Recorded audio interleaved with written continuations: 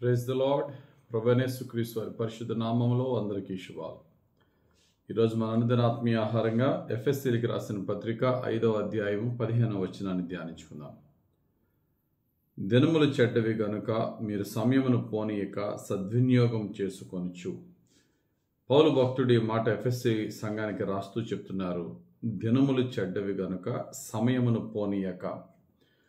మన జీవితంలో సమయాన్ని కనుక సద్వినియోగపరుచుకుంటే అన్ని విషయాల్లో మనం ఫలిస్తాం. సమయాన్ని సద్వినియోగపరుచుకునేవాడు ఎప్పుడూ కూడా ఆర్థిక ఇబ్బందుల్లో కానీ, అనారోగ్యాల్లో కానీ, లేక అవమానాల్లో కానీ, వెనకబడే స్థితిలో కానీ ఉండడు. ఎందుకంటే సమయాన్ని సద్వినియోగపరుచుకునేవాడు కష్టపడతాడు. సమయాన్ని సద్వినియోగపరుచుకునేవాడు మేలుకుంటాడు, ఆరోగ్యాన్ని నిర్లక్ష్యం చేయడు. సమయాన్ని సద్వినియోగపరుచుకునేవాడు ఎప్పుడు చేయవలసిన పనులప్పుడు చేస్తూ ఒకరితో చెప్పించుకునే స్థితిలో ఉండడు.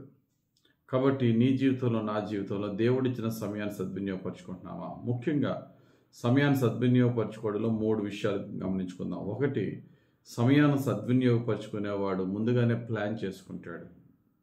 ముందుగానే ప్లాన్ చేసుకోవడం అంటే ఏంటి? యేసు ప్రభు అంటారు యోహాను సువార్త 9వ అధ్యాయం 4వ వచనంలో, పగలున్నంత వరకు నన్ను పంపిన వాని క్రియలు మనము చేయుచుండవలెను. రాత్రి వచ్చుచున్నది, అప్పుడెవడునూ పని చేయలేడు. ప్రతిరోజుకి 12 గంటలు, పగలు 12 గంటలు, రాత్రి ఉంటుంది. ఆ పగలు 12 గంటలు మనం ఏమన్నా చేయగలం కదా? ఇక్కడ యేసు ప్రభు అంటున్న మాట ఏంటంటే, ఇందాక మనం చదువుకున్న ఎఫెసీ 5:15లో దినములు చెడ్డవి గనుక, అంటే రాబోయే దినాలు మనకి మేలుకరంగా ఉంటాయి, లేకపోతే మనం ఏది చేసినా అవుతుందని ఎప్పుడూ ఊహించొద్దు. ఎలా ఉంటాయో మనకు తెలియదు. కాబట్టి ఇప్పుడు అన్ని మంచిగా ఉన్నప్పుడే చేయగలిగిన వాటిని మనం చేయగలిగిన బాధ్యతలన్నీ ముందుగానే నిర్వర్తిద్దాం. కాబట్టి ఆ యొక్క టైంని, సమయాన్ని సద్వినియోగపరుచుకునేవాడు పోస్ట్ పోన్ చేయడు. పని చేసి రిలాక్స్ అవుతాడు కానీ రిలాక్స్ అయ్యి పని చేయడు. దేవుడు సృష్టించిన సృష్టి విధానం కూడా 6 రోజులు ఆయన చేసి అప్పుడు విశ్రమించినట్టుగా 7వ రోజుని మనం చూస్తున్నాం. కాబట్టి ప్రాపర్ ప్లానింగ్ చేసుకునేవాడు తన యొక్క టైమింగ్ ఎలా ఉందో చూసుకుంటాడు. ఎగ్జామ్స్కి ప్రిపేర్ అయ్యేవారు, ఇంకా నాకు ఎన్ని రోజులు ఎగ్జామ్స్ ఉన్నాయి, దానికి తగ్గట్టుగా నేను ఎలా పని చేయాలి, ఎలా రిలాక్స్ అవ్వాలి కాదు, ఎలా పని చేయాలని ఆలోచిస్తాడు. సమయాన్ని క్యాలిక్యులేట్ చేసుకునేవాడు. రెండో పాయింట్, సమయాన్ని క్యాలిక్యులేట్ చేసుకునేవాడు దేవునికి వందనాలు చెప్తాడు. ఎందుకో తెలుసా? ప్రభువా, ఇదిగో ఎంతకాలం నన్ను సంరక్షించి పోషించావని చెప్పి మా దినములు లెక్కించుట మాకు నేర్పు అంటాడు కీర్తనాకారుడు. 90వ కీర్తన 12వ వచనంలో మోషే భక్తుడు అన్న మాట, మాకు జ్ఞాన హృదయము కలుగునట్లుగా చేయము, మా దినములు లెక్కించుటకు మాకు నేర్పము. ఎప్పుడైతే మనము మన దినాలు, గడిచిన దినాలు, ఫ్యూచర్ కమింగ్ డేస్ని లెక్క పెట్టుకుంటే ప్లాన్ చేస్తాం. పాస్ట్ డేస్ని జ్ఞాపకం లెక్క పెట్టుకున్నప్పుడు we thank God. అయ్యా, నీకు ఇదిగో ఇంతకాలం మమ్మల్ని సంరక్షించినందుకు నీకు స్తోత్రాలు ప్రభు అని we start thanking God.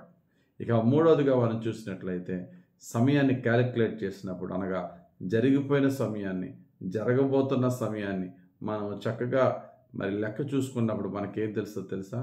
Wear we are, మనం ఎక్కడున్నామో తెలుస్తుంది. అండ్ వాట్ వీఆర్, మనం ఏమై ఉన్నామో తెలుస్తుంది. హెబ్రీయులకు రాసిన పత్రిక 5:12లో చెప్పబడిన మాట, కాలమును బట్టి చూచితే మీరు బోధకులుగా ఉండవలసిన వారై ఉండగా దేవోక్తులలో మొదటి మూల పాఠములను ఒకడు మీకు మరలా బోధింపవలసి వచ్చెను. మీరు పాలు త్రాగవలసిన వారే కానీ బలమైన ఆహారము తినగలవారు కారు. కాలమును బట్టి చూస్తే, సమయాన్ని లెక్క పెట్టుకుంటే, బిడ్డకి ఇప్పటికి ఎన్ని సంవత్సరాలు వచ్చినాయి అని లెక్క పెట్టుకుంటే, ఆడు 10 సంవత్సరాలు వచ్చినా సరే సాలిడ్ ఫుడ్ తినకపోతే వాడిలో ఏదో తేడా ఉందని తెలుస్తుంది. కనుక మనం సమయాన్ని క్యాలిక్యులేట్ చేసుకుని ఆలోచన చేసినప్పుడు, నేను ఎక్కడున్నానో, ఎదగవలసిన స్టేజ్కి ఎదిగానా లేదా?